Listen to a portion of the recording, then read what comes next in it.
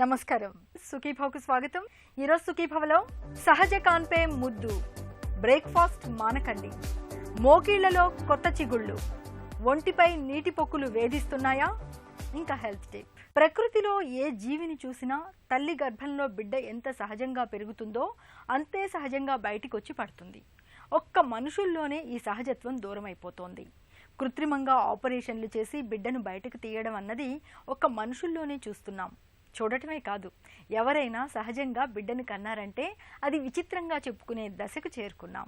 నిజానికి సిజేరియన్లు అన్ని పరిస్థితుల్లోనూ సరికాదు. సిజేరియన్తో తల్లి బిడ్డకు ఎన్నో రకాల విపరిణామాలుంటాయి. ఈ నేపథ్యంలో నవమాసాలు అమ్మ కడుపులో అపురూపంగా పెరిగిన బిడ్డకు కత్తులు కటార్లతో కాకుండా అత్యంత సహజంగా సంబరంగా స్వాగతం పలకడానికి ఏం చేయాలో, సహజ కాన్పు కోసం ఎలాంటి జాగ్రత్తలు తీసుకోవాలో ఇప్పుడు తెలుసుకుందాం.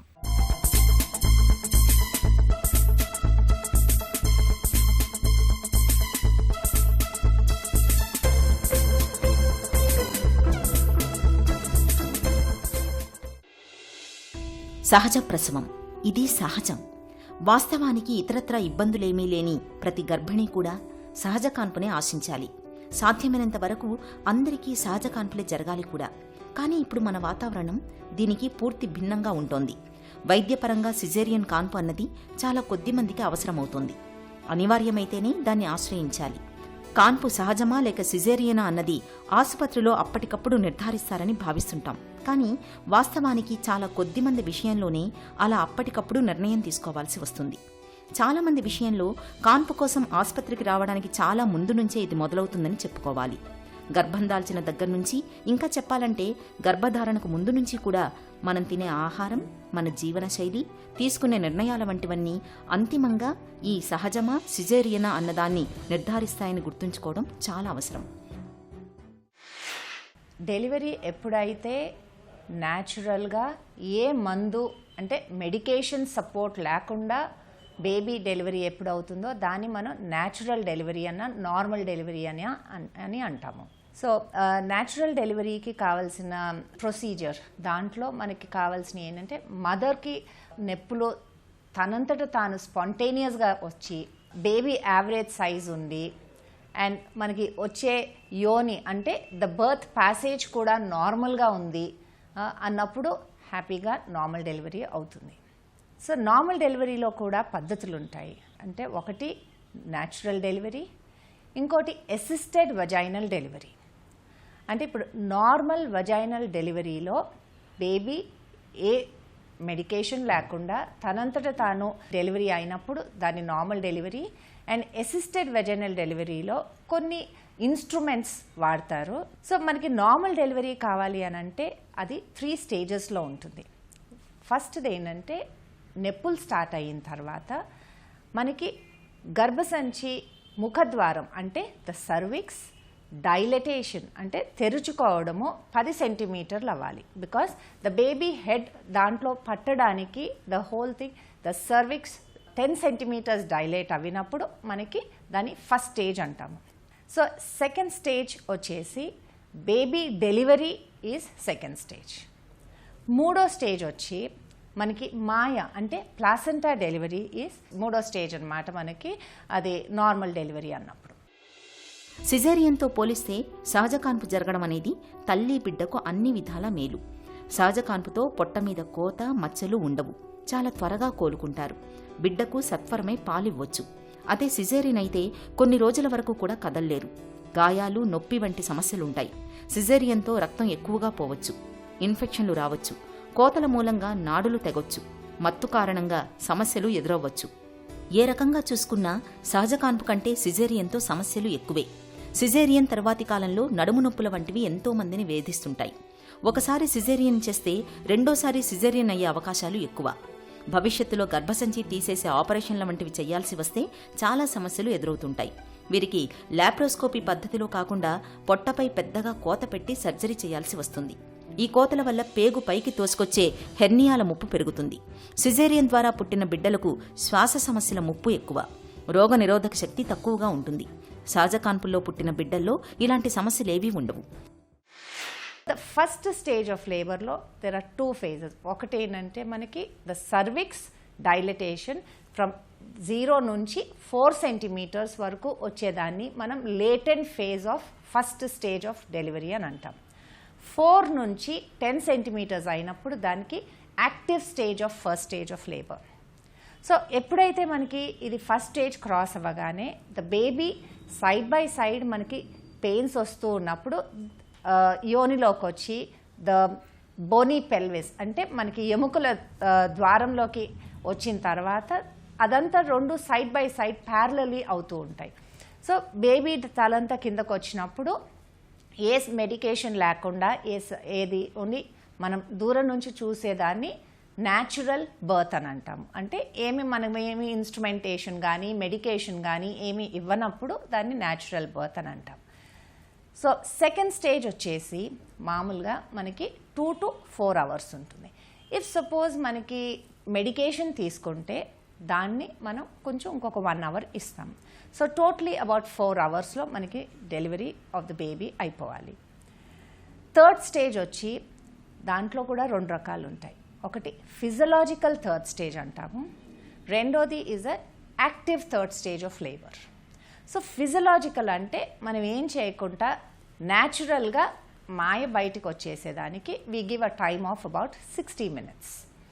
సో ఇఫ్ సపోజ్ మనం దాన్ని తొందరగా చేయాలి అని అనుకున్నప్పుడు దాన్ని యాక్టివ్ మేనేజ్మెంట్ అని అంటారు. అది 30 minutes ఉంటుంది. అంటే కొంచెం మందులు ఇచ్చి అవన్నీ ఇచ్చినప్పుడు ఏంటంటే కొంచెం తొందరగా మాయ సెపరేట్ అయ్యి బయటకు వస్తుంది. సో అది మనకి 30 minutesలో అయిపోతుంది. సహజకాన్పు అయిన స్త్రీలు వెంటనే పసిబిడ్డతో కుటుంబంతో ఎంతో సంతోషంగా ఉంటున్నారని అధ్యయనాల్లో గుర్తించారు. గర్భిణి ఆరోగ్యవంతంగా ఉండి లోపల బిడ్డ చక్కగా పెరుగుతూ గర్భధారణ కాలమంతా కూడా సజావుగా సాగిపోతే ఆమెకు కాన్పు చాలా వరకు సహజంగానే జరిగే అవకాశం ఉంటుంది. గర్భధారణ తర్వాత కూడా చక్కటి ఆహారం తీసుకోవాలి, నిత్యం వ్యాయామం చెయ్యాలి.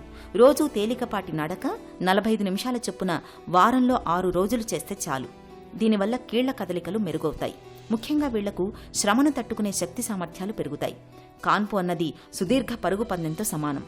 పరుగుల పందెంలో పాల్గొనేవారికి ఆ శ్రమను తట్టుకునేందుకు ఎంత శక్తి ఉండాలో కాన్పు సమయంలో స్త్రీకి కూడా అంతటి శక్తి సామర్థ్యాలు అవసరమవుతాయి.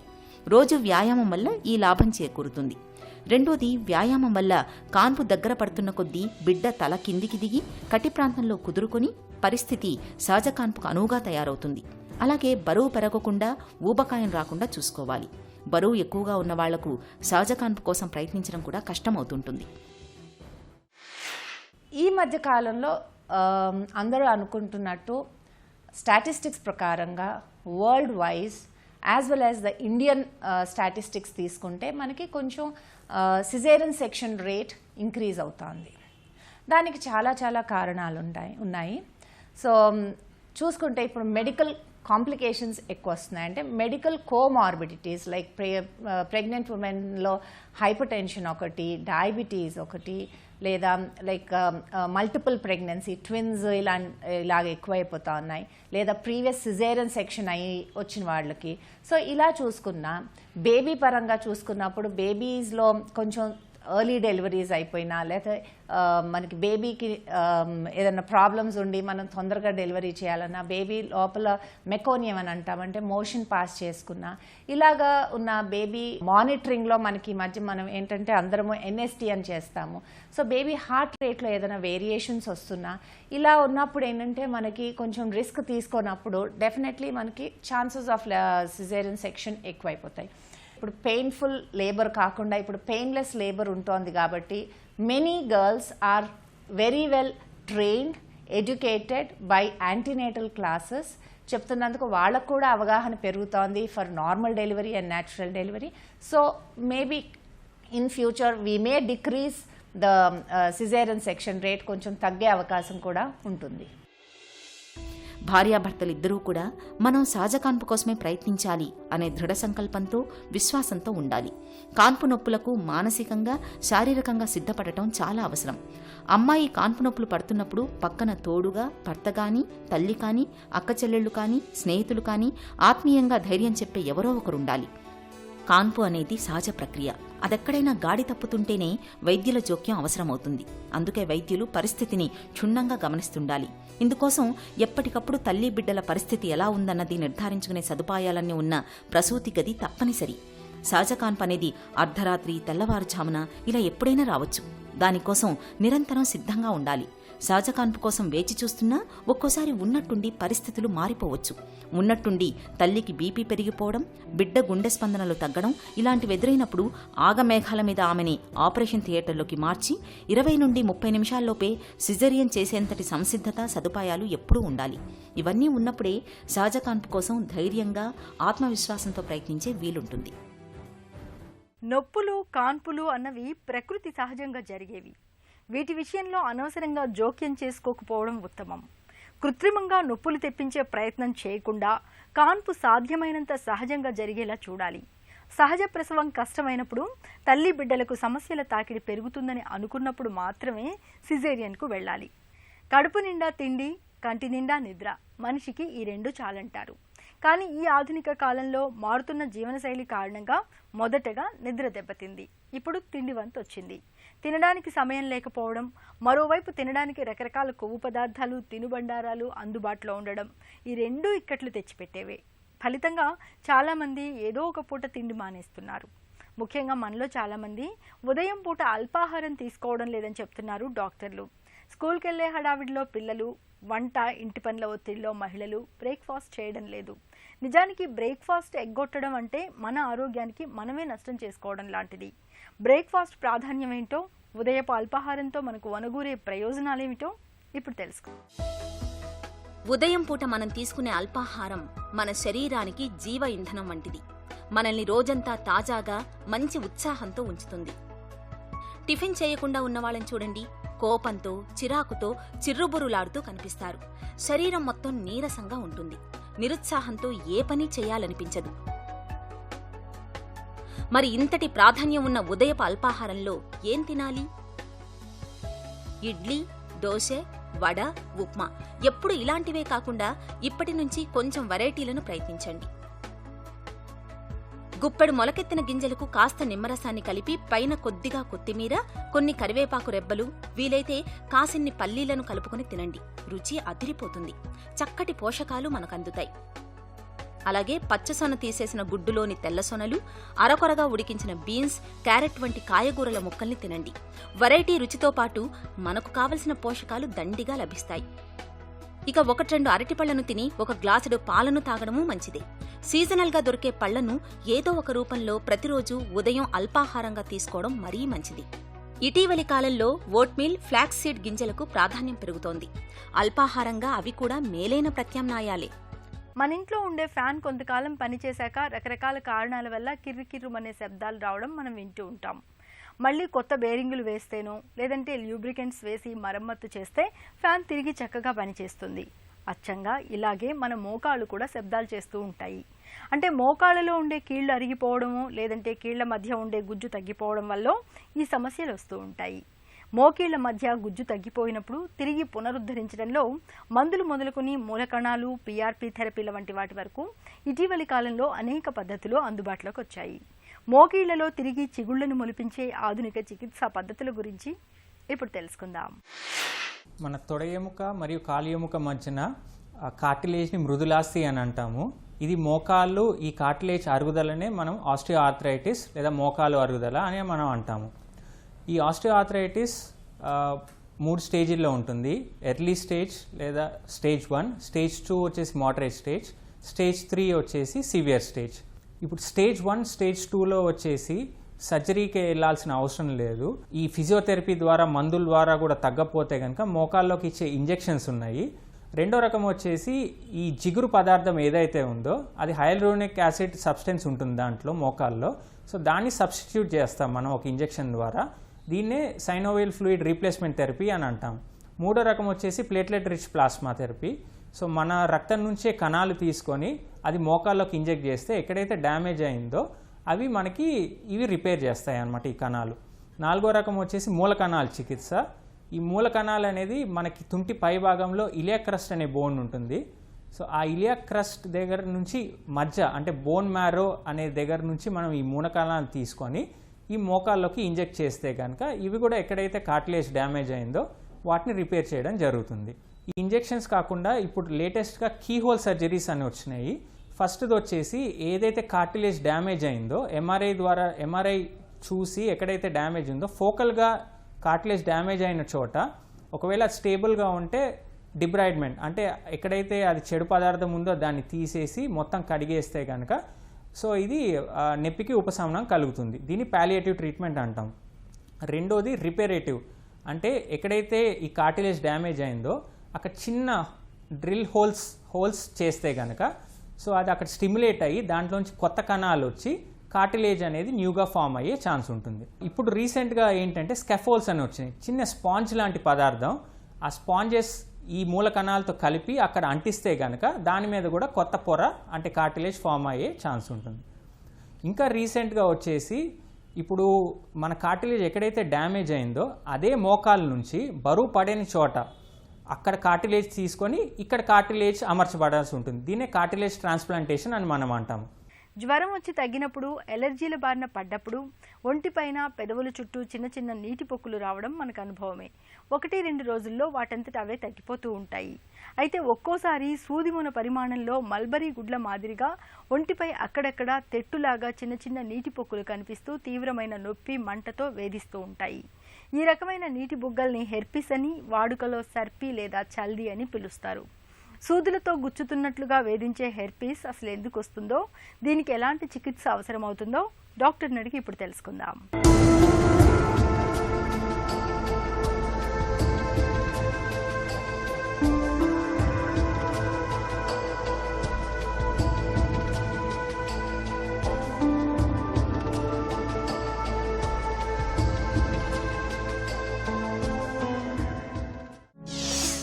హెర్పిస్ జోస్టర్ అంటే ఏంటి? హర్పిస్ జోస్టర్ని కంచికర్ల అంటుంటారు తెలుగులో. హర్పిస్ జోస్టర్ ఎందుకు వస్తుంటుంది? హర్పిస్ జోస్టర్ అనేది ఒక వైరల్ ఇన్ఫెక్షన్ చెప్పుకోవచ్చు. అందరికీ చిన్నప్పుడు చికెన్ పాక్స్ అంటే అమ్మవారు వచ్చి తగ్గిపోతుంటుంది. కానీ ఆ తగ్గిపోయిన వైరస్ మన నరాల్లో ఉండిపోయి అంటే నర్వ్స్లో ఉండిపోయి మన వయసు పెరిగే కొద్దీ రోగశక్తి తక్కువైనప్పుడు, స్ట్రెస్ ఫీల్ అయినప్పుడు అదైతే ఆ వైరస్ ఎక్కడైతే ఏ నరంలో ఉండిపోయిందో ఆ నరంలో బయటికి వస్తుంటుంది. ఇది హర్పిస్ జోస్టర్ అనేది ప్రాణాంతకం కాదు, అంటువ్యాధి కాదు. మనల్ని ఎటువంటి కరెక్ట్ ట్రీట్మెంట్ తీసుకొని గైడెన్స్ తీసుకోవడం వల్ల ఎటువంటి కాంప్లికేషన్స్ మనకు ఫేస్ చేయము. హెర్పిస్ ఎన్ని రకాలుగా ఉంటుంది? హర్పిస్ జోస్టర్ ఫేస్ మీద రావచ్చు, ఛాతి మీద రావచ్చు, చెస్ట్ మీద రావచ్చు, అబ్డమెన్ మీద రావచ్చు, నడుం భాగంలో రావచ్చు. ఏదైతే నరం ఇన్ఫెక్ట్ అవుతుందో ఆ నరంలోనే స్ప్రెడ్ అవుతూ ఉంటుంది, అంతే తప్ప వేరే ఏరియాస్ స్ప్రెడ్ అవ్వదు. హెర్పిస్ జోస్టర్ లక్షణాలు ఎలా ఉంటాయి? 50 ఏళ్ళు దాటిన వాళ్ళల్లో ఈ హెర్పిస్ జోస్టర్ సిమ్టమ్స్ ఎక్కువగా కనబడుతుంటాయి. ఈ వచ్చే ముందు ఆ నరంలో నొప్పి రెడ్గా స్టార్ట్ అయ్యి 1 నుంచి 4 రోజుల తర్వాత చిన్న చిన్న నీటి కురుపులు రావటము, ఆ కురుపులు ఆ నరం వరకు స్ప్రెడ్ అవ్వటము అంటూ జరుగుతుంటుంది. ఇది మనకి ఏదైతే నరం వస్తుందో ఆ నరంలో ఆ నర్వ్లోనే ఉండిపోతుంది తప్ప వేరే హాఫ్ ఆఫ్ బాడీ కానీ వేరే ఏరియా కానీ స్ప్రెడ్ అవ్వదు. ఇది హెర్పిస్ను ఎలా నిర్ధారిస్తారు?